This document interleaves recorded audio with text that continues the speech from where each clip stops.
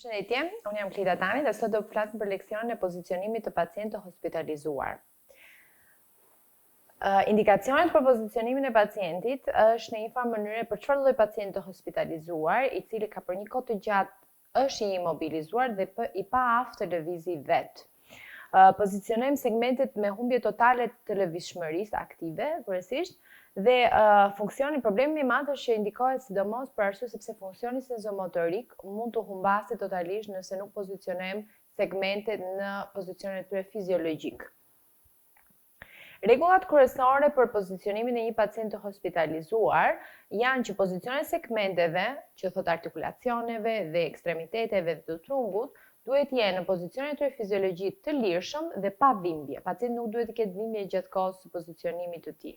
Pozicionimi duhet të ndryshohet çdo 2 deri në 3 orë ideale dhe gjithmonë këtu duhet të bashkëpunoni me infermierët e turnit, sepse juve si fizioterapist dihet që 1 ose 2 herë mund të shkoni te pacienti dhe pastaj infermieri është ai që qëndron gjithë ditën me pacientin, kështu që infermierët e bëjnë punën më të madhe te pozicionimi i pacientit dhe gjithmonë koordinohuni me infermierin se çfarë duhet të kenë kujdes ose jo. Gjatë pozicionimit duhet të kemi parasysh për zonat më të prekshme ose që mund të dëmtojnë më shumë dhe të krijojnë dekubituse, dhe janë zonat të cilat kanë më pak shtresë lëkure dhe vjami dhe më pak shtresë muskulare, si për shembull oksipitumi, spina scapulae, brylat, kyçet e duarve, mund të jetë sakrumi, mund të jenë trohanterët nëse pacienti qëndron anash, dhe spina iliaque anterior superior nëse pacienti qëndron në pozicionin barkas. Dhe gjithashtu keni parasysh që pacienti duhet të shtrihet në vende të thata. Kjo është pjesa më e rëndësishme. Nëse vendi është i lagur ose i lagësh, atëherë mundet të dëmtohet lëkura. Qëllimi kryesor ose qellimet, për arsye pse përdorim pozicionimin e pacientit dhe pse duhet bërë pozicionim pacientit janë disa dhe do t'i marrim radhë do të shpjegojmë. Qëllimi i parë është përmirësimi i tonusit muskular. Me pozicionimin e saktë të segmenteve në pozicionin e tyre fiziologjik, mund të bëni 2 gjëra. E para është të rrisni informacionin për që muskulatura të aktivizohet dhe tonusi të rritet, në raste që keni plegji, ulje të forcës muskulare, ose dhe e kundërta, nëse pacienti është spastik dhe ka hipertoni patologjike, në pozicionet antispastike mund të ulni spasticitetin. Kështu që rregullimi i tonusit muskular mund të bëhet shumë mirë me pozicionimin e pacientit edhe ndryshimin e pozicionit sipas qëllimit tuaj. Parandalimi i kontrakturave. Nëse pacienti, po marr rastin e një pacienti spastik, nëse pacienti është spastik dhe ka pozicionin në fleksion dhe juve nuk krijoni lëvizjen antispastik ose pozicionin antispastik, atëherë artikulacioni i brylit ose të kyçit mund të krijojë kontraktura. Nëse ndodh një kontrakturë artikulare, është shumë e vështirë për t'u liruar, ndonjëherë nevojitet dhe operacione. Kështu që pozicionimet janë shumë të rëndësishme për të parandaluar kontraktura që mund të ndodhin te artikulacioni.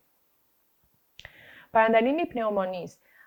Në përgjithësi, pozicionet e ndryshme dhe kontaktet e ndryshme të kranarorit ndihmojnë në ventilimin më të mirë të mushkërive dhe në parandalimin të çfarëdo lloj infeksione të mushkërive që mund të ndodhin. Në formë të tillë, pozicionimet të ndryshme mund të ndihmojnë në nxjerrjen e sekrecioneve të pacientit. Kështu që prandaj mund të parandalojnë shumë mirë infeksionet të pulmoneve. Parandalimi i dekubituseve, ashtu si e thash dhe në fillim fare, dekubituset janë problemi më i madh në një pacient të imobilizuar. Dekubitusit mund të ndodhi shumë shpejt dhe nëse pacienti ri për një kohë shumë të gjatë në një pozicion, është shumë e lehtë që të dëmtohet zonat të cilat kanë sa më pak stres vjamore dhe muskulare. Si thash ndonjëherë, brylat, kyçet, femrat e pacientit, sakrumi, trohanterët, spina iliaque anteriore, spina scapulae dhe oksipitumi. Këto janë zona tipike, kështu që nëse pacienti qëndron për një kohë të gjatë në pozicionin supin, atëherë oksipitumi, spina scapulae dhe sakrumi janë më të prekura dhe femrat. Nëse pacienti juaj qëndron anash, atëherë është trohanteri shumë i prekur. Kështu që çfarëdo lloj pozicioni, duhet të keni kujdes që të ndrohet dhe nëse pacienti juaj për shembull ka dekubitus në një nga këto zonat, atëherë nuk duhet ta vendosni në atë pozicion. Për shembull, nëse pacienti ka dekubitus të sakrumi, nuk duhet ta shtrini në pozicionin supin, duhet të gjeni pozicionet e tjera në formë të tillë që sakrumi ose ai dekubitus të shërohet. Përmirësimi i qarkullimit të gjakut. Kuptohet që pozicionimi i ekstremiteteve të poshtme, sidomos në pak më sipër se niveli i zemrës, mund të themi, ose ndryshimet e pozicionin ndihmojnë dhe në qarkullimin dhe përmirësimin e qarkullimit të gjakut, dhe normalisht juve përmirësoni dhe parandaloni emboli, parandaloni tromboza, edema dhe dekubitës, kështu që qarkullimi i gjakut është i nevojshëm.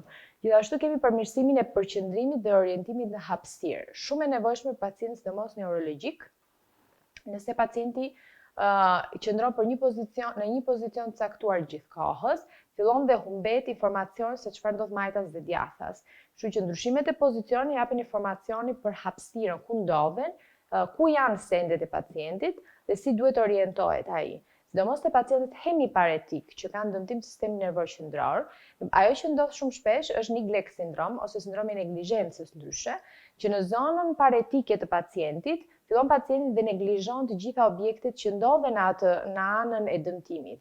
Kështu që pozicionimi i të gjitha objekteve dhe vetë pozicionimi i pacientit duke peshuar në anën e dëmtimit disi, jep informacione që pacienti duhet të stimulohet dhe të orientohet më shumë në anën paretike dhe kështu parandaloni sindromin e neglizhencës dhe e kuroni atë.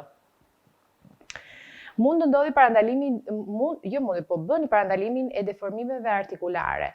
Dhe kjo lidhet shumë me parandalimin e kontrakturave në të njëjtën kohë.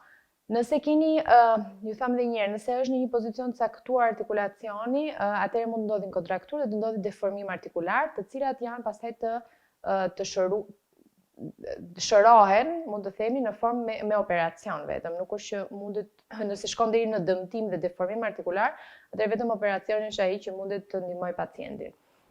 Dhe normalisht dhe parandalimi i dëmtimit të nervave periferik. Disa zona tipike që mund të ndodhi dëmtimi i nervit periferik është e koka e fibulës, ku kalon nervi peroneal, ose mund të jetë e sulcus nervi ulnaris, që kalon nervi ulnaris. Nëse aty keni presion konstant gjithkohës, ajo që mund të ndodhi është komprimimi i nervit dhe fillon komprimohet nervi sa mund të shkojë deri në parezë të nervit, sepse në shtypje e madhe mund të dëmtohet vetë nervi. Kështu që prandaj ndryshojnë pozicionet që këto shtypjet mos të jenë konstante. Kemi ato orët fikse 2-3 orë. Mjetet ndihmëse për pozicionimin me pacientin, këtu keni disa fotografi. Në përgjithësi përdoren jastik ose gjelatinoz, ose jastik të cilat janë me disa topa të vegjël brenda.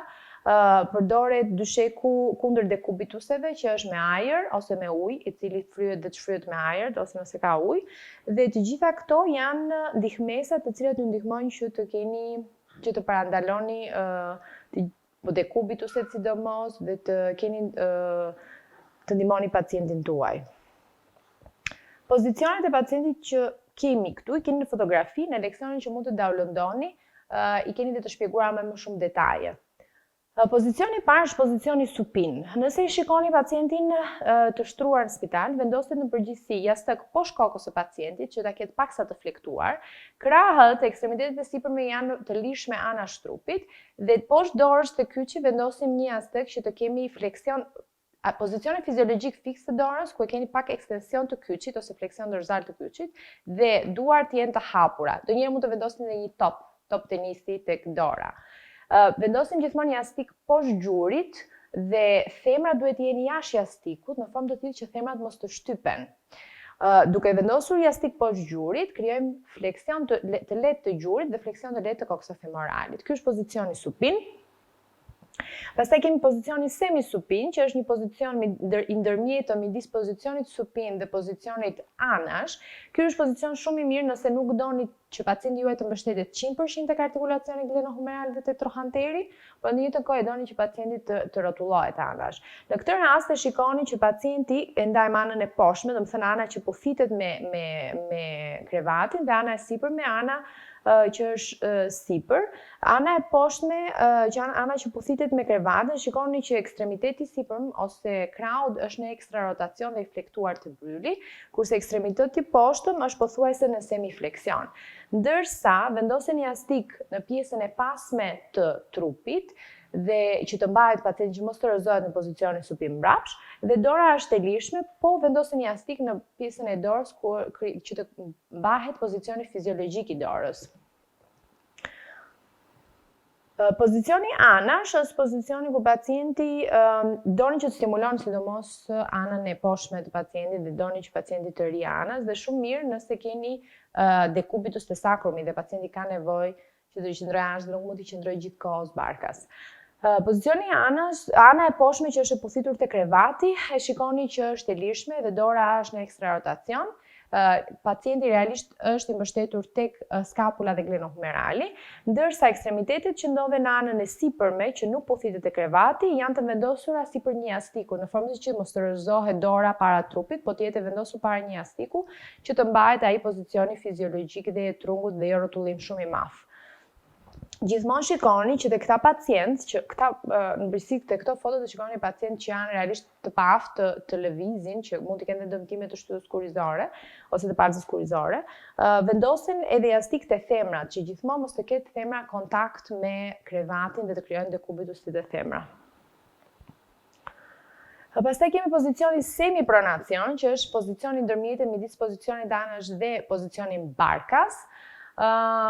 Ky prapë është pozicion shumë i mirë nëse pacienti ka nevojë që të lirohet pjesa e sakrumit ose nëse ka dekubitus te spina scapulae.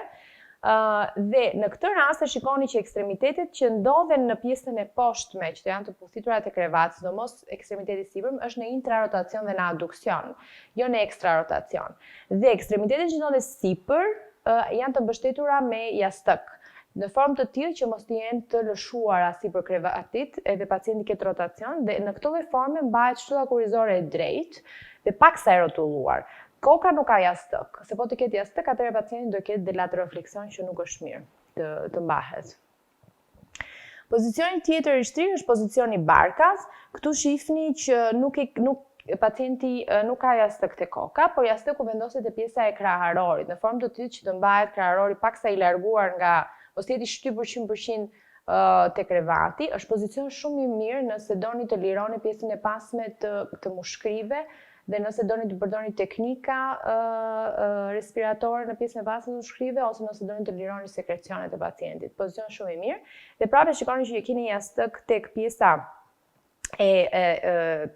pjesa e kërcirit dhe gjuri është në fleksion në këtë rast. Dhe femrat kuptohet janë poshtë. Dhe kemi pozicionin e fundit që është pozicioni gjysmë ulur.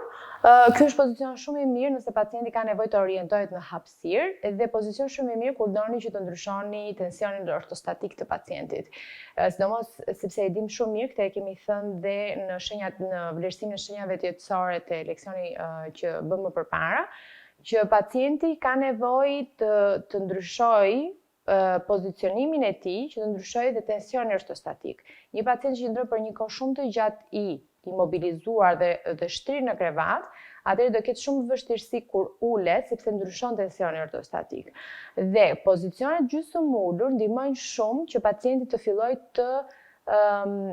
të mësohet me këtë ndryshim të tensioni. Në përgjithësi është kur trupi është në 30 deri 45 gradë fleksion, mund të filloni me ekstremitete poshtme drejt dhe më pas ekstremitete poshtme të ulen poshtë në tokë. Nëse keni pozicionin, nëse pacienti ka shumë probleme me ndryshimin e pozicionimit dhe vertikalizimin dhe ulet shumë tension ortostatik, atëherë filloni me pozicionimin e këmbët drejt dhe gjysmë fleksion të trupit. Nëse pacienti e merr veten, atëherë ulni dhe këmbët që të rregullojë tensionin ortostatik. E mbarojmë dhe leksionin pozicionimit të pacientit të hospitalizuar. Tek leksioni që mund të downloadoni i keni dhe me specifikime më të shpjeguara çdo pozicion si duhet jenë ekstremitetet e sipërme dhe të poshtme. Të gjitha këto pozicione janë mirë të përdorni te të gjithë pacientët që rinë të hospitalizuar dhe të imobilizuar për një kohë të gjatë. Mundoni të bashkëpunoni gjithmonë me infermierët dhe mundoni ndonjëherë të bashkëpunoni dhe me familjarët nëse është e mundur që pacienti të ketë mundësi të ndryshojë pozicionin e tij. Mos të jetë statik në një pozicion gjithkohës që të parandaloni sa më shumë sëmundje sekondare. Dhe me këtë slajd e mbyll dhe leksionin për sot. Ju faleminderit shumë për vëmendjen.